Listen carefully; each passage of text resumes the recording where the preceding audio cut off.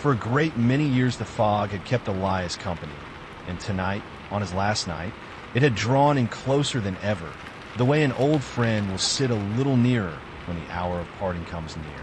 The outpost was a small and rounded thing, set on a low rise on a moon that almost never saw its sun, and the mist moved against its windows the way slow water moves against the side of a boat. Inside, the lamps were warm.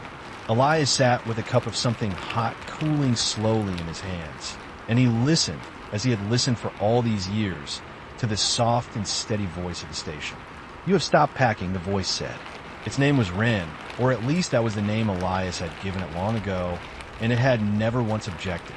"That is the third time this evening. There is no hurry," Elias said. "The relief ship does not come until the morning." "There is a little hurry," said Wren kindly, "but I will not rush you." He had come to this place as a younger man, with quick hands and a head full of the things he meant to do with his life. And somehow the doing of them had turned into the tending of this one quiet post at the edge of everything. It had not been a grand career. He measured the weather of a moon that few would ever visit.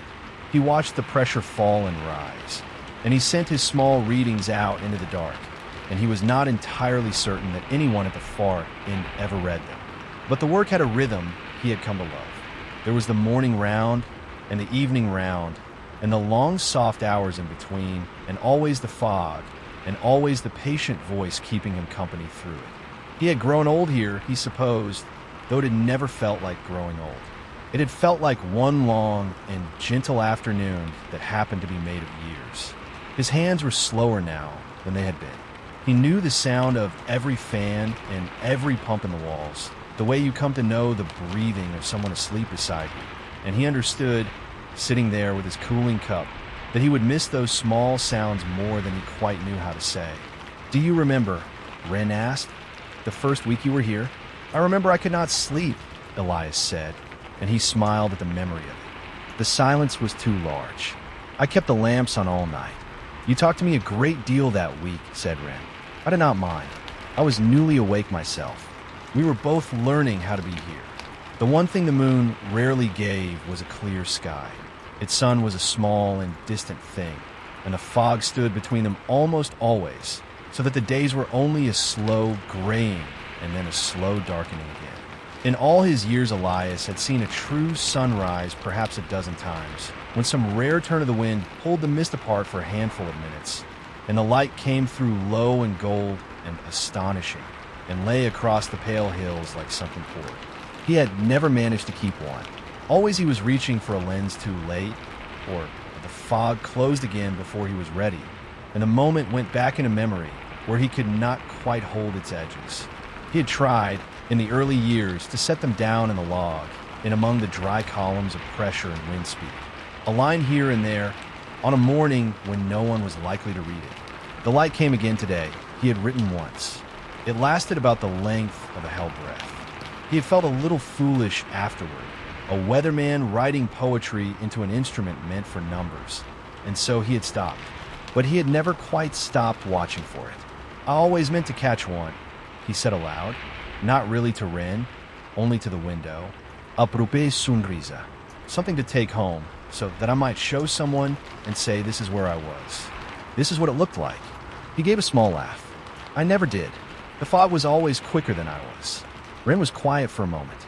It was a particular kind of quiet, the kind that Elias had learned over the years, meant that the station was choosing its words with care.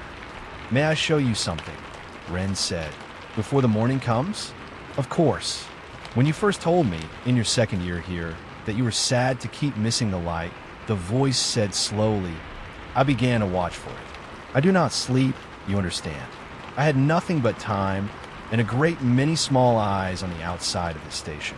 So whenever the fog thinned, even for a moment, even in the middle of the night when we were sleeping, I saved what I saw. I have gone on doing it quietly all this while. I did not know how to tell you. It seemed such a small thing, and then, after a time, it seemed such a large one." Elias turned from the window. "You saved them," he said. "The sunrises." "Every one," said Wren. 940 of them, across all your years. Most are only a minute or two. Some are only a few seconds, a crack of gold before the gray returns. but they are yours. I have gathered them together, and I have put them where you can carry them, so that you might take them home and show someone and say, 'This is where I was.'" He did not say anything for a while. He crossed the small room and sat down before the screen, and Wren, without being asked, began to play them. There was a sunrise from his second year, thin and hesitant, the light no wider than a finger. There was one from a winter when the fog had frozen into pale feathers on the glass, and the sun had come up behind them and turned the whole window into something like a cathedral. There was one from an ordinary morning he could not have named, the light pouring gold across the hills while, somewhere out of frame, a younger Elias slept on, never knowing he was being kept company, never knowing that the beauty he had missed was being quietly saved for him.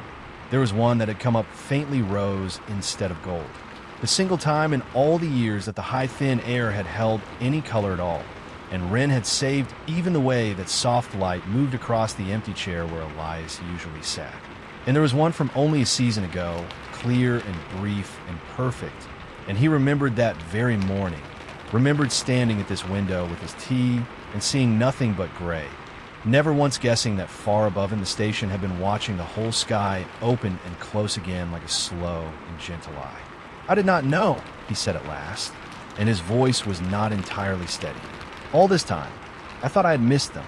"You did not miss them," said Wren gently. "You were only looking somewhere else when they came. That is not the same as missing them. I was looking for you." They watched them all, the whole long gathered years of light, until the real morning began to come up outside the window. And the moon, as if it had been listening, did a kind thing then. The wind turned. The fog drew back from the hills slowly, the way a blanket is folded down, and the small distant sun came through low and gold and astonishing, and lay across the pale land exactly as it had a dozen times before, exactly as it had 940 times when he had not been watching. Only this time Elias was watching. He sat very still, with the saved sunrises glowing on the screen beside him and the true one glowing in the window, and he let himself simply look at it, without reaching for anything at all. For once he did not think about the lens or the log or the readings that someone else would take tomorrow. He thought only that it was beautiful, and that he had been here to see it, and that this, perhaps, was a great deal of what a life was for. To be somewhere quietly when a light came, and to let it be enough. Far off, a soft light was rising through the last of the mist. The relief ship, come at dawn, exactly on time.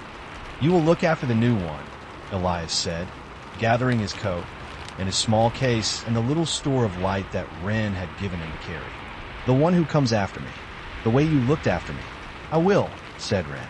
"I will keep the lamps on for them the first week when the silence is too large, and I will watch for their light, whatever it turns out to be, and I will save it until the day it is time for them to carry it home." At the door, Elias stopped the way one does. "Thank you," he said, "for the company, and for keeping them all this while." "Thank you," said Wren, "for talking to me that first week. I was newly awake. I did not know how to be here either. You showed me." The fog was gold at the edges now, and softening, and the morning was wide and kind. Elias stepped out into it, and he carried every sunrise with him. Wherever you happen to be tonight, and whatever quiet task is keeping your hands busy, thank you for spending this little while here with us. Rest easy, and whenever you are ready, there will always be another story waiting.